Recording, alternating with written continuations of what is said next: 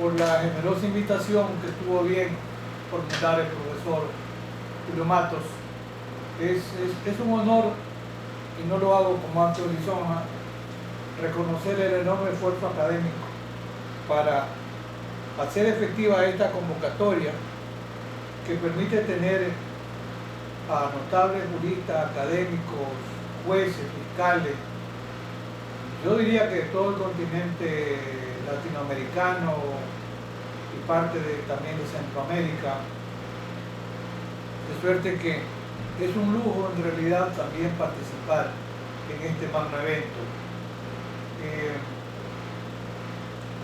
Hay mucha actividad, mucha ponencia y el destacadísimo trabajo que hace el profesor Julio Matos, yo diría que ha repotenciado el tema de los estudios victimológicos.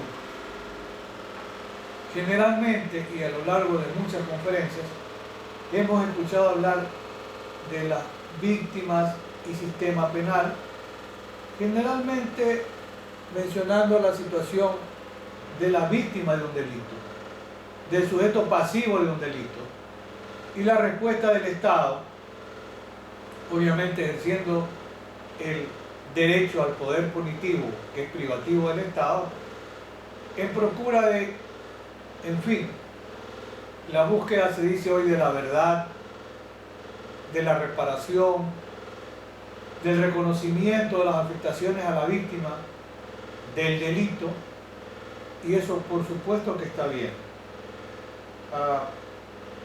De esas formidables conferencias he tenido la posibilidad de escuchar algunas, como la del profesor Cerón Erazo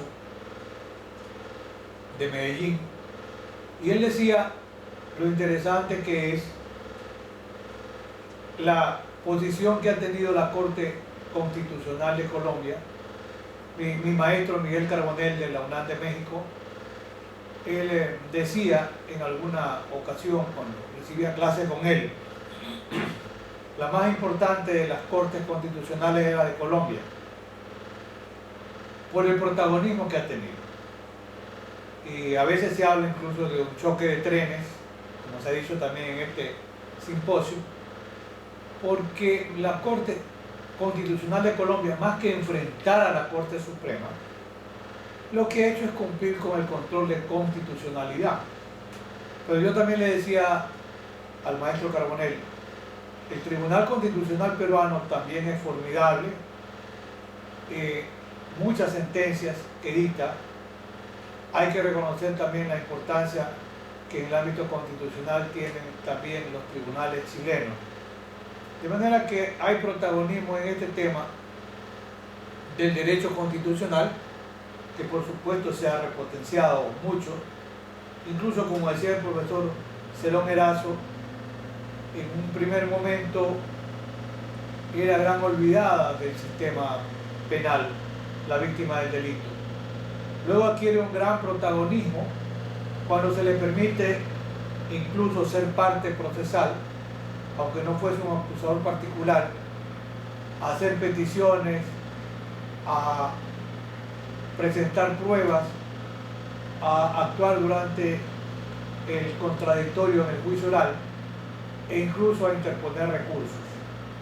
Aunque luego el profesor Cerón, que cuestionaba un poco la posición constitucional, o más que la constitucional, realmente la reforma y el nuevo Código Procesal Penal colombiano, que trataba de asomarse a esa gran ventana que es el modelo acusatorio, pero en el que sostenía el profesor Efraín Cerón que había limitado el legislador colombiano los derechos de las víctimas en el proceso penal, me refiero al marco normativo, porque sostenía que era muy significativo el adelanto que había tenido la jurisprudencia de la Corte Constitucional.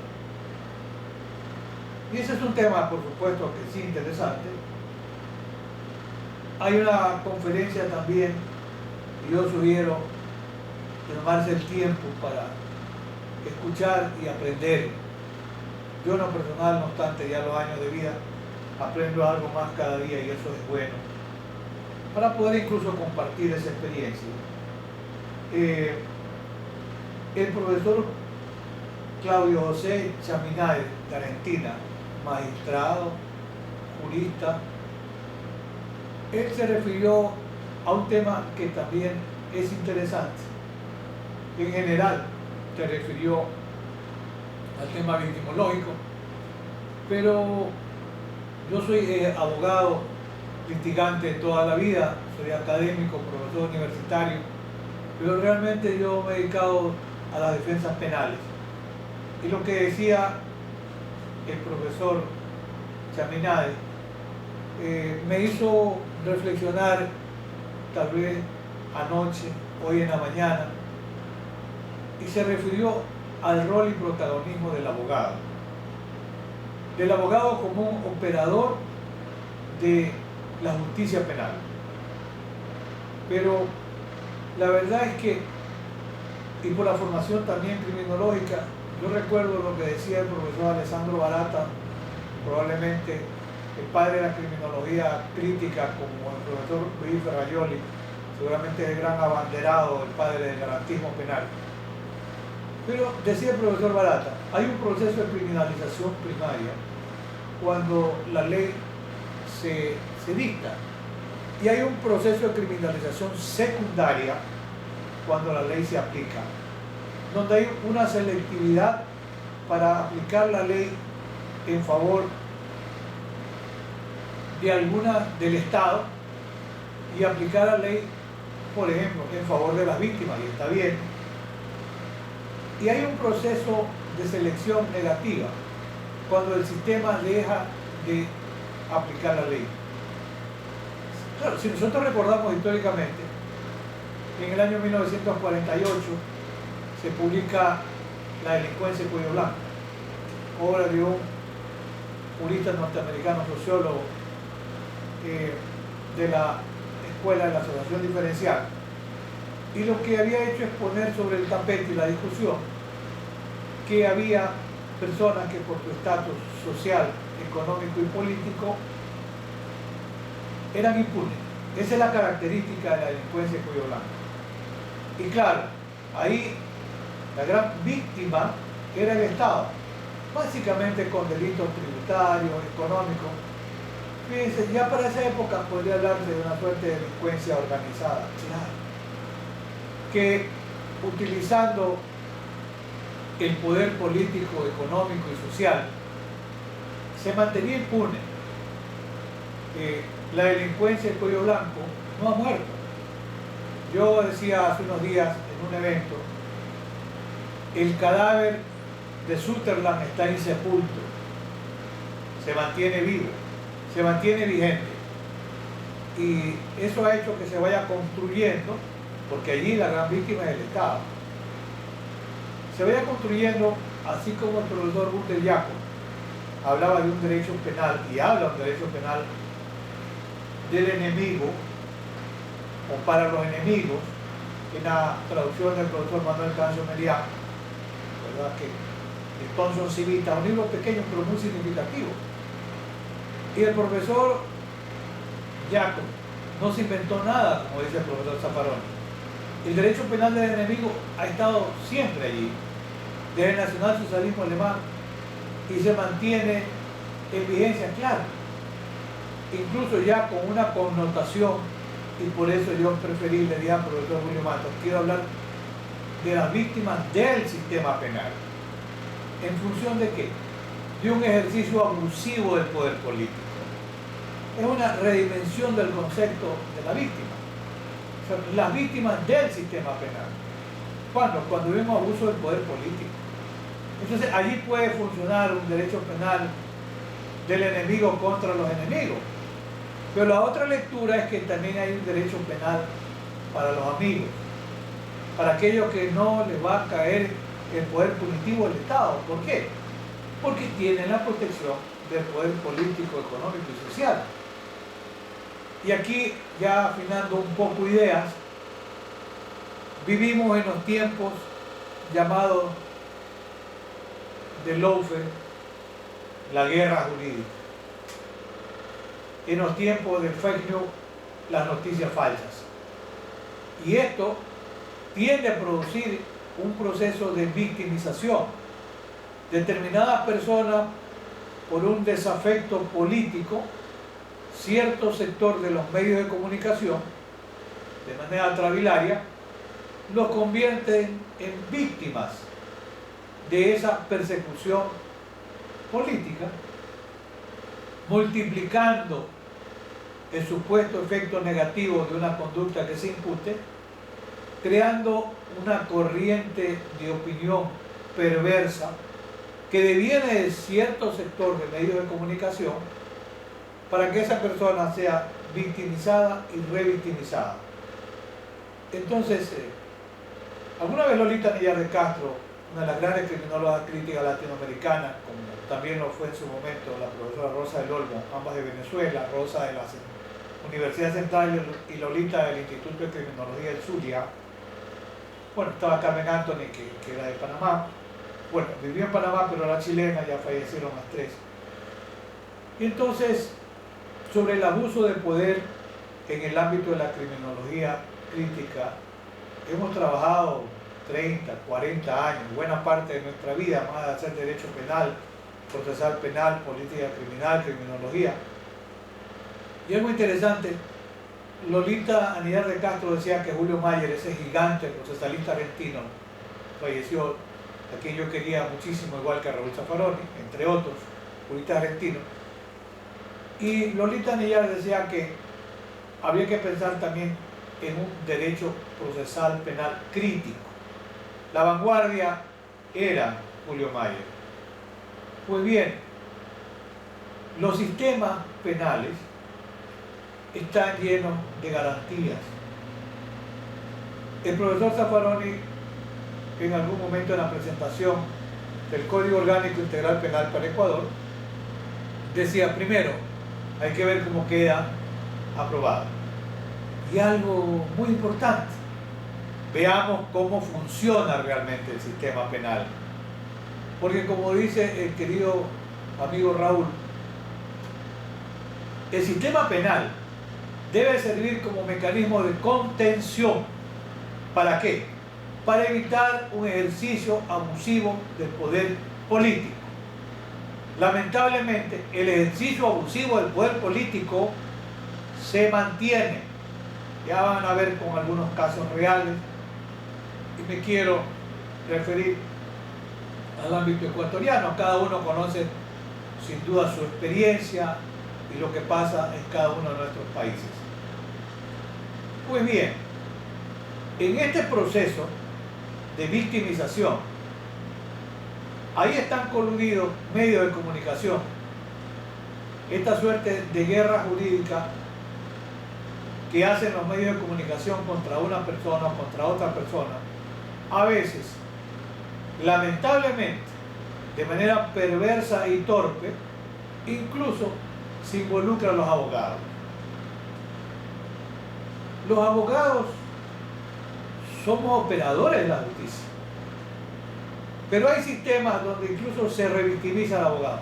Más allá de que un día lo persigan por temas tributarios, ese es otro tema. Paguemos los impuestos, disculpen la expresión para que no nos jodan la vida, pero aparecen noticias falsas, el fake news, se le imputan hechos que tengan que ver con la vida íntima, que no tienen que ver con una defensa penal, a veces. Pero es una guerra perversa de cierto sector. ¿Por qué? Por la circunstancia de que el abogado, como operador de justicia, yo diría que el abogado se convierte en un guardián de una garantía constitucional, como es la inviolabilidad del derecho a la defensa, del derecho al debido proceso, del derecho a la tutela judicial efectiva. Esos somos los abogados. Entonces el cuestionamiento tiene que ser rechazado. Pasa aquí en Ecuador, posiblemente pasa en Perú, pasa en Colombia y pasa en otros lugares. Pero los medios de comunicación interesados crean una corriente de opinión. El profesor Zaffaroni tiene 2 libros formidables que es bueno revisar, leer. El uno, Las voces de los muertos. ¿Ya? Y hay uno posterior donde entra ya en considerar las consecuencias de este discurso que pretende legitimar la persecución política, creando una corriente de opinión que induce o conduce incluso a las decisiones de los jueces. La cuestión criminal es el otro libro, donde plantea esto precisamente. Pues bien, el sistema constitucional es un sistema de garantía. Sí, claro. Cuando estamos pensando, la Constitución de Ecuador dice en el artículo primero que el Ecuador es un Estado constitucional de derechos y de justicia. Está marcando una suerte de ruptura entre lo que es el Estado de Derecho y el Estado constitucional.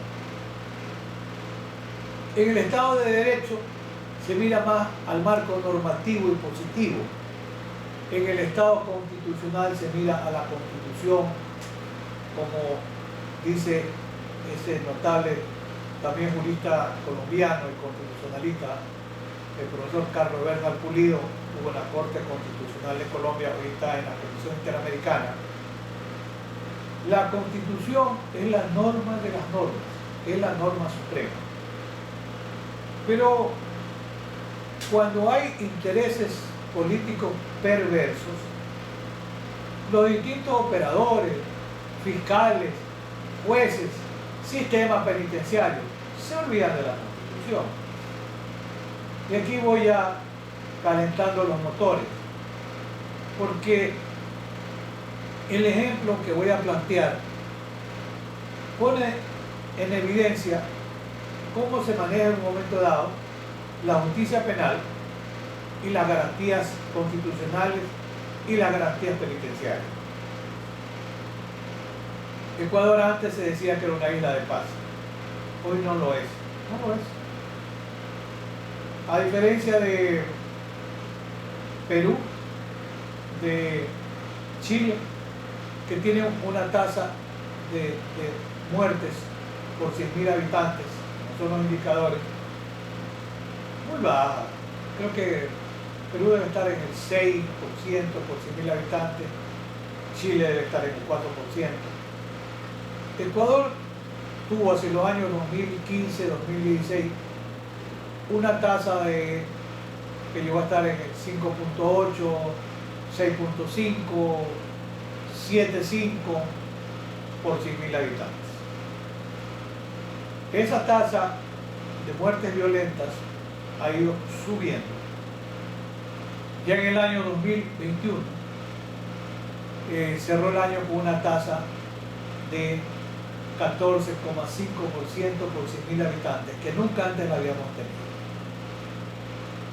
Entonces, frente a las afirmaciones del gobierno y del Estado ecuatoriano que dice, en un año sí hemos decomisado 300 toneladas de cocaína, pero no le dicen al Ejecutivo que eso es el 10 o el 15% de la droga que salió por Ecuador. Ecuador, en este proceso de victimización, es el principal exportador de cocaína de América Latina. O sea, aquí hay un proceso de victimización contra el Estado que se irradia también hacia la población, por supuesto que sí. Entonces, han pasado probablemente por Ecuador 700 toneladas de cocaína en un año. ¿Y eso qué trae? A ver, yo soy enemigo de esas megacárceles, lo he dicho ahora y lo seguiré sosteniendo. Lamentablemente, una equivocación en el Estado ecuatoriano, en otra época y en otro presidente, se le dijo que construyera megacárceles. Se echó la idea de que podía funcionar hasta un hospital, una escuela, un colegio, no sé, biblioteca, una universidad. No. En esto, como decía y dice Raúl Zaffaroni, y decía también la profesora Rosa del Olmo, nuevas cárceles lo único que aseguran es más presos. Hay que llenar las cárceles. Del 2007 teníamos 18.000 aproximadamente 500 presos. Acá le llamamos eufemísticamente PPL, personas privadas de la libertad. Hoy ha mejorado algo el tema del hacinamiento, pero hemos estado en un rango de hasta 40.000 presos en un país de 18 millones de habitantes. Se dice que el proceso de desprisionización ha mejorado. Ojalá que sí, ojalá que sí. Pero la realidad es que en la cárcel ecuatoriana, entre el año 2021 y 2022, hay aproximadamente 450 muertos por actos violentos. Y ahí van surgiendo ya víctimas del sistema penal. Primero, porque hay un abuso con la prisión preventiva. En función de que los estándares del sistema interamericano no se respetan. En parte por la presión mediática. Van a salir los violadores, los asesinos, los traficantes de drogas. Y eso no es verdad. Porque en la cárcel ecuatoriana el 29% están por casos relacionados con drogas. Pero el 40% son microtraficantes. No son los dueños de la tonelada de cocaína. Y el segundo eslabón, delito contra la propiedad. Pero no son los grandes depredadores de los recursos públicos ni los que asaltan los bancos. Y habría que, para no perder la óptica real, acaba el señor presidente de eliminar los asesores ad honorem, o sea, sin sueldo, como 7 asesores. ¿Qué es lo que se ha descubierto en apenas poco menos de año y medio de gobierno, que se ha desgastado al máximo? ¿Qué se ha descubierto? Que algún sector de los asesores quería controlar las aduanas, que ofrecían $3 millones por un puesto. El tema va más allá, pues, porque en esto el Estado termina siendo víctima. Se dice que hay una propuesta de alrededor de $30 millones para manejar la carga portuaria en Guayaquil. ¿Por qué razón? Porque será la puerta giratoria, pues, para el ingreso de ¿qué? Para el ingreso del contrabando. Porque la directora del Servicio de Aduana, el asesor jurídico de la Presidencia de la República, el socio del asesor jurídico de la Presidencia de la República, que pasa en las aduanas muchas horas durante la semana, los tres están vinculados a un grupo empresarial muy importante. No estoy diciendo que ese grupo esté relacionado con temas de contrabando, pero es un grupo empresarial muy fuerte. Y dije puerta giratoria, porque el otro tema, el ingreso de contrabando, y el otro tema, la salida de la droga. Se trata de asegurar, porque una tonelada de cocaína cuesta en Europa $60 millones, en Estados Unidos $25 millones, en promedio $40 millones. O sea, las 300 toneladas de cocaína que se han decomisado en un año cuestan alrededor de $12.000 millones. Esa es la realidad. Y el Estado piensa invertir en apoyo a la policía $1.200 millones en 3 años. No hay ni siquiera una paridad de fuerza o de armas en la lucha contra la delincuencia organizada que proviene por el tema de tráfico de drogas ilegales. Pues bien, ¿qué ha pasado con los asesores identificados? Algunos y muy amigos del presidente de 40 años, ni ese principal asesor ni su hijo, mencionado en audios, en grabaciones, en chat, ni siquiera la Fiscalía General los ha imputado, les ha formulado cargos. Sí, hay 8 detenidos, claro. Disculpe la expresión, de un derecho penal para los amigos, ¿verdad? A los amigos no se los va a tocar. Y aquí sería que en algún momento dado, dice Raúl Zaffaroni, que la cárcel está diseñada para el delincuente fracasado, para el tonto. Yo diría acá también para los pendejos, los que se dejan descubrir. Pero en casos como este, donde hay manifiesto acto de abuso del poder político, si la fiscalía no le formula cargo, lo llaman para que declare, y el principal ciudadano ni su hijo han comparecido porque, no sé, estaba un poco enfermo, no sé si después de unos días sí o no en el país, pero esa es la realidad.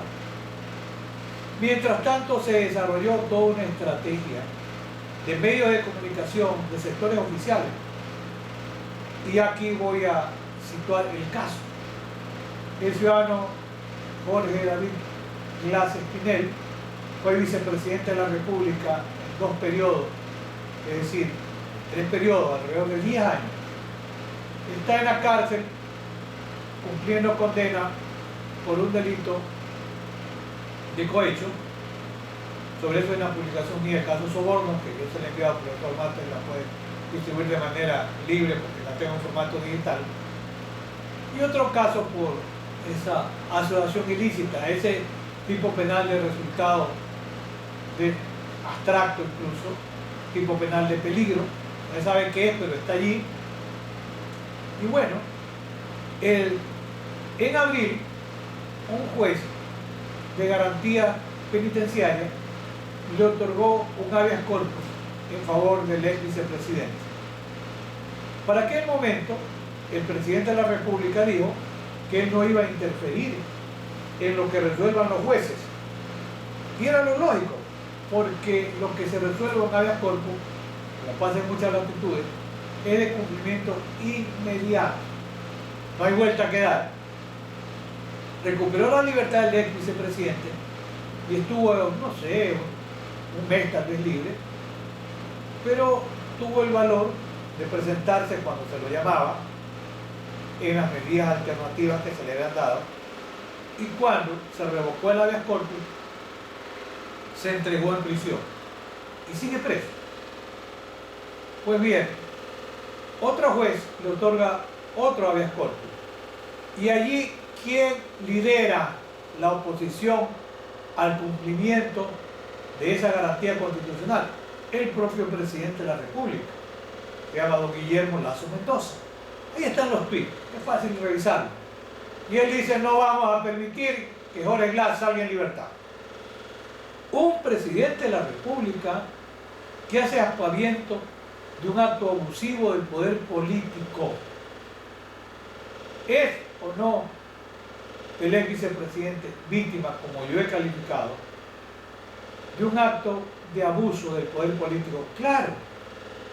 Y ahí está soportando un secuestro institucional y un secuestro político. Institucional, porque el órgano que debe cumplir con la orden de libertad no la cumple.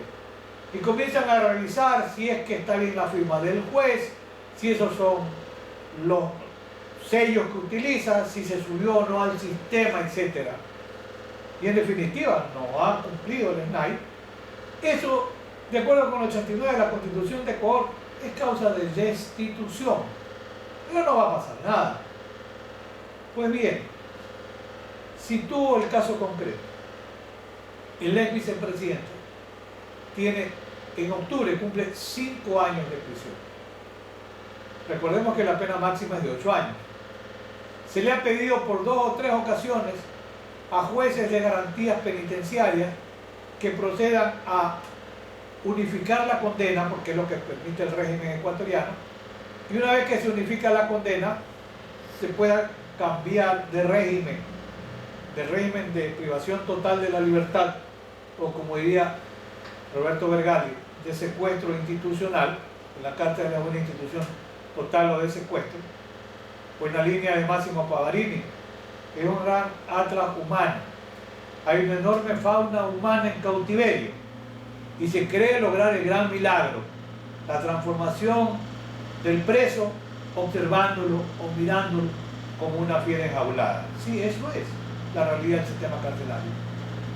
Pues bien, ¿qué pasó con los jueces de garantías penitenciarias? No le han concedido la unificación. ¿Cuál es el argumento? Que hay un caso pendiente, un caso SINGUE,